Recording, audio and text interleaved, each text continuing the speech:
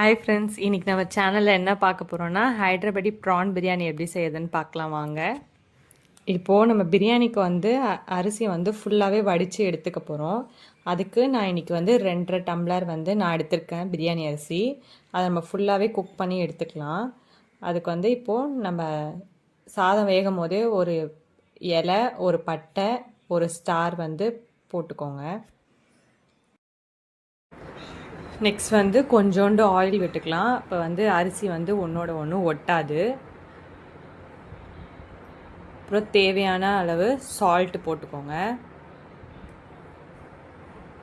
இப்போ பாருங்கள், ரைஸை வடித்து இந்த மாதிரி ஆற வச்சுருக்கேன்.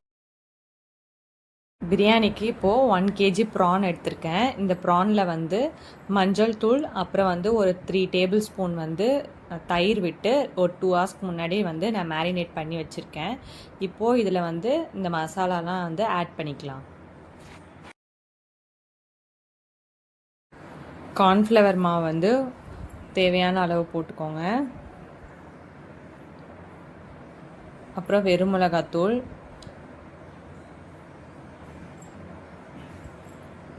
கரம் மசாலா,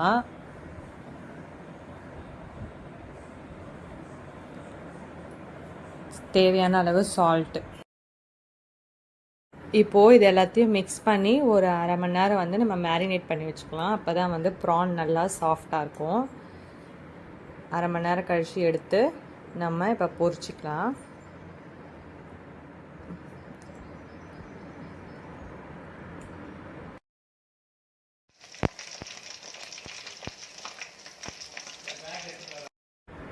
நல்லா இந்த மாதிரி கோல்டன் ப்ரௌனாக பொரித்து எடுத்துக்கோங்க பிரியாணிக்கு.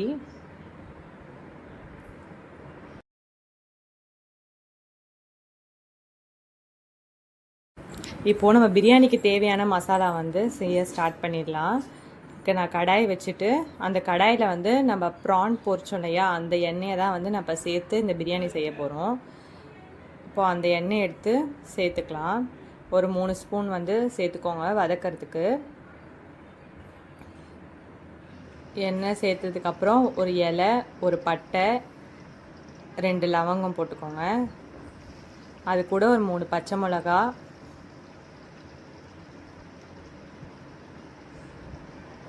ஒரு 5-6 காஞ்ச மிளகா எடுத்துக்கோங்க. காரம் உங்களுக்கு எவ்வளோ தேவையோ அதுக்கேற்ற மாதிரி கூட நீங்கள் சேர்த்துக்கலாம். இது ரெண்டுத்தையும் கொஞ்சம் லைட்டாக வதக்கிக்கோங்க. அதுக்கப்புறம் 2 மீடியம் சைஸு ஆனியன் எடுத்து வச்சுருக்கேன், அதையும் ஆட் பண்ணிக்கிறேன்.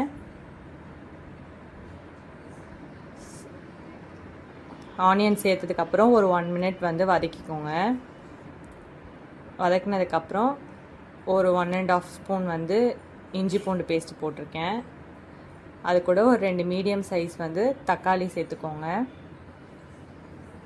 தக்காளியும் வெங்காயம் இதெல்லாம் சேர்ந்து ஒரு 2 மினிட்ஸ், ரொம்ப வதங்க வேணாம், ஒரு 2 மினிட்ஸ் வதங்கினா போதும்.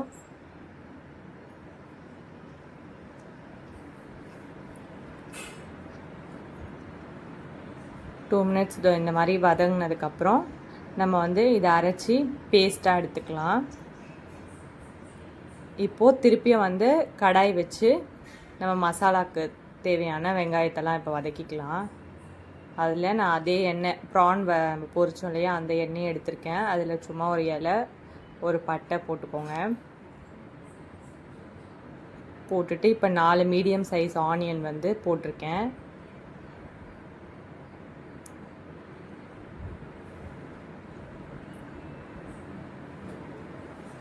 இது ஒரு 1 மினிட் வதக்கிக்கோங்க.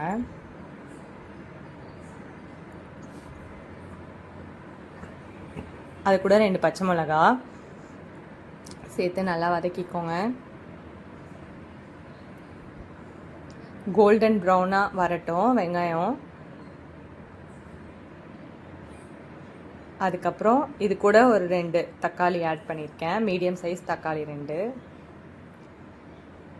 இப்போ இந்த வெங்காயம், தக்காளி, பச்சை மிளகா, இதெல்லாம் ஒரு கை வந்து புதினா, இது எல்லாத்தையும் சேர்த்து ஒரு 2 to 3 மினிட்ஸ் வந்து நல்லா வதக்கிக்கோங்க.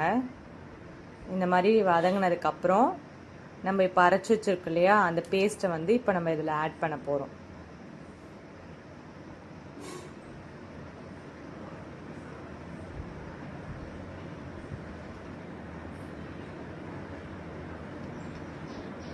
பேஸ்ட் ஆட் பண்ணிவிட்டு அந்த மிக்சிலே கொஞ்சம் தண்ணி மிக்ஸ் பண்ணி ஊற்றிக்கோங்க மிக்ஸி ஜாரில்.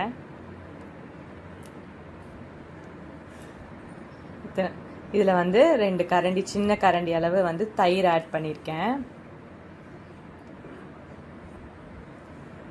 அது கூட வெறும் மிளகாத்தூள் உங்களுக்கு எவ்வளோ தேவையோ காரம் அதுக்கேற்ற மாதிரி நீங்கள் சேர்த்துக்கோங்க.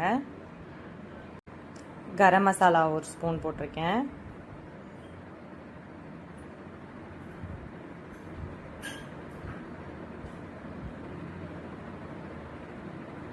இப்போ இதெல்லாத்தையும் நல்லா மிக்ஸ் பண்ணிவிட்டு 15 to 20 மினிட்ஸ் வந்து க்ளோஸ் பண்ணி வச்சுருங்க. மசாலா வாசனைலாம் போனதுக்கப்புறம் ஸ்டவ் ஆஃப் பண்ணிக்கலாம். அதுக்கப்புறம் இதோட ரைஸையும் ப்ரானையும் மிக்ஸ் பண்ணி நம்ம வந்து பிரியாணி ரெடி பண்ணிக்கலாம்.